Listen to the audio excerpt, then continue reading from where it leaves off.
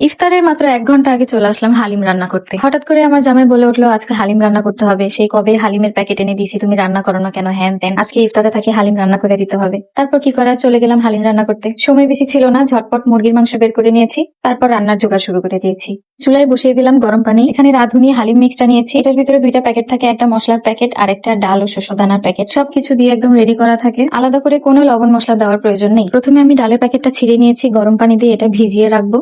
15 থেকে 20 মিনিট ভিজিয়ে রাখলে এনাফ। দেখতে দেখতে 13টা রোজা চলে গেছে। এই তো সেদিন রমজানের দিনগুলো আসলো, আবার রমজান শেষও হয়ে যাচ্ছে। সময় কত দ্রুত চলে যায় আমরা টেরই পাই না।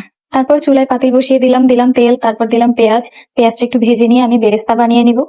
এই যে এখানে আমি পেঁয়াজ ভেজে নিচ্ছিলাম। একটা জিনিস খুবই খারাপ লাগছে, ইদানিং আমাদের দেশে ধর্ষণ এতটা পরিমাণে বেড়ে গেছে যে কি বলবো। চারিদিকে শুধু ধর্ষণ, খুন খারাপি এসবের খবরই পাওয়া যায়। 4 বছরের বাচ্চা, 6 বছরের বাচ্চা এবং 50-60 বছরের মহিলা পর্যন্ত ধর্ষণ হচ্ছে। বিভিন্ন দেশে যুদ্ধও লেগে গেছে। অথচ এই রমজান মাসটা হওয়ার কথা ছিল খুবই শান্তির এবং রহমতে। মানুষ দিন দিন নিষ্ঠুর হয়ে যাচ্ছে, পাষাণ হয়ে যাচ্ছে। মানুষের মন থেকে মায়া, মমতা, ভালোবাসা উঠে যাচ্ছে। আল্লাহ যেন এই রমজান মাসের উসিলায় সবাইকে হেদায়েত দান করে। তো এখানে আমার পেঁয়াজ আমি বেরেস্তা করে নিয়েছি, কিছুটা উঠিয়ে রাখবো এবং কিছুটা মাংসের সাথে ব্যবহার করব। তারপর ছোট ছোট পিস করে রাখা মুরগির মাংসগুলো দিয়ে দিলাম। তারপর আমি এটাকে একটু আদা, রসুন এবং জিরা বাটা অ্যাড করেছি। চাইলে করতেও পারেন, নাও করতে পারেন, কোনো সমস্যা নেই। এরপর হালিম মিক্সের সাথে যে মশলার প্যাকেটটা ছিল, আমি সেই মশলাটা এই মাংসের সাথে দিয়ে দিলাম। তারপর মাংসগুলো কিছুক্ষণ কষিয়ে নিব। কষিয়ে নেওয়ার পরে আমি একটু পানি দেবো যেন মাংসটা সিদ্ধ করতে পারি। তারপর ঢেকে দিলাম, মাংসটা কিছুক্ষণ রান্না হবে। আরেকটা বিষয় এখন নজরে আসছে, সেটা হলো ইকরা আপু আর আলভির বিষয়টা। আমার কাছে একটা জিনিস খুবই অবাক লাগছে যে একটা মানুষের সাথে আপনি 16টা বছর সংসার করেছেন, সেই মানুষটা মারা গেল আর তাকে একবার শেষ দেখা দেখতে পর্যন্ত আসলো না। আর এমন একটা বেঈমান পুরুষের জন্য ইকরা আপু নিজের জীবনটাই দিয়ে দিল। আমার মনে হয় উনি যদি জানতো যে উনার মৃত্যুর পরে ওনার হাজবেন্ড ওনাকে শেষবার দেখতে পর্যন্ত আসবে না, তার কবরে